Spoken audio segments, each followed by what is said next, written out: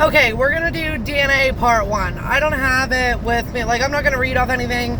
I've went over it enough times. I think I can give you the correct information without reading it. So, we're going way back, like, up the Diberts side. Before Jacob Dibert, but this is in his line. So, way back, and I don't know, I think it was in the late 1600s. Forget which, not like 7 or 8 great grandfather. He was Chief Straighttail. He was chief of 2 tribes, Turtle Clan and another one. The Turtle Clan was Shawnee, I believe, the most religious of that. There were like 4 different animals. It's turtle,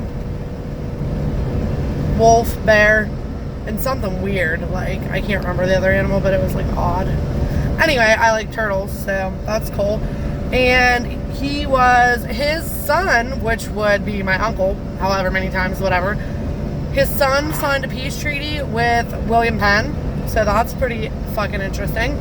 Like, this shit's in the history books, like, and it's pretty accurate, because when my DNA came, my tree was wiped out and I had to start over, so I got confirmation from this far, but then it's still suggesting, like, I do a lot of research in it before I confirm, but yeah, so Shawnee from the Turtle Clan, and then his daughter, my grandmother, Indian princess, married Martin Cartier, French fur trader, and he is pretty fucking impressive too, and all through the history books.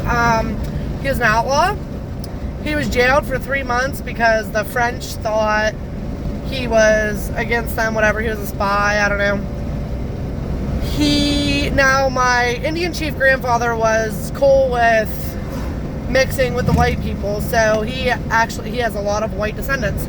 So Martin Cartier married his daughter, and Martin led the Indians. He lived as a white Indian. It wasn't odd for someone to live with the Indians, but it was impressive that he led the Indians. So he burnt down the Fort something. Is it Fort? Well, it almost looks like Cavalier or something. I don't know, if you're into history, you'd know, or you could just fucking Google it and see. So he was watching this fort while people were away. He's like guarding it, but he thought they were going to get invaded, so like they took whatever they could and then they burnt them down. So that's one of the reasons he was on the run. He went back to Montreal, Canada, and so he was on the run, whatever. He traveled by canoe for 40 days, like 900 miles back to the Indian tribe to find his wife and daughter. So that was pretty impressive, pretty fucking romantic, pappy, outlaw pappy. Awesome. So he did a lot of exploring and discovering, like map making and all that shit. He discovered that the Mississippi River flowed into the Gulf of Mexico. He led the Indians eventually, like, back to Pennsylvania. They got with another tribe and got together because that tribe had been, like, shot down and stuff. And he had that okayed by William Penn, like they had to get permission, whatever. So then he had all this land and stuff that someone gave him. The future governor of Philadelphia, what did he call him? He was a very decent man, but too generous to ever be rich. And then after he died, he said he owed him money and he took his fucking land, like 250 acres or something. So that wasn't very cool, but anyway, and then, so yeah, Martin Cartier, French fur trader, he's a very impressive man. We come from him. And then down the line a little further is Indian Eve. She's pretty impressive herself. Now, there's an actual book about the descendants of her, and Diberts and Ernst, or Ernest, however, whatever, the spelling changes over the years.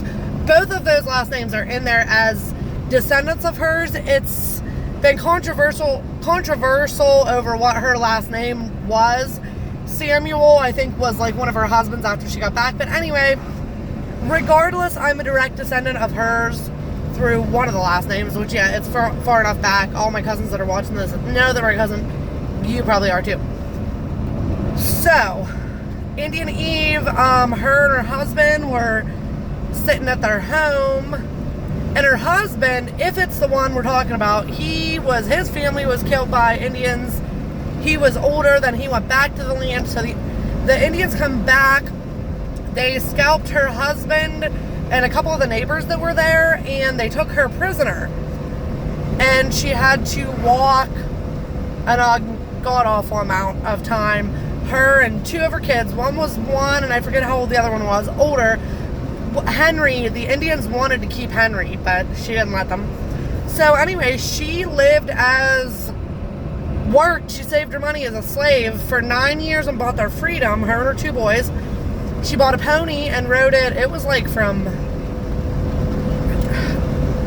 was a long way. Look it up, you'll find it all over the internet. She let the kids take turns riding the pony back Indian paths. She came home and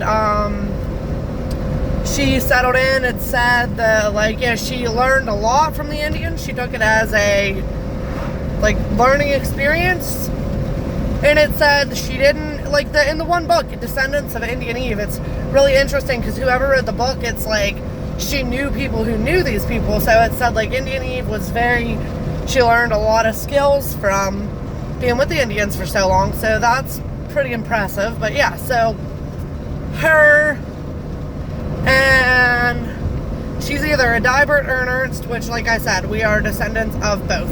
Whatever, it's all Bedford out there. There's a lot of freaking intermixing and this and that. But yeah, I'm pretty sure we are definitely descendants of them. And then Jacob Dibert with the Lost Children of the Alleghenies. Alison Krauss makes a song about him.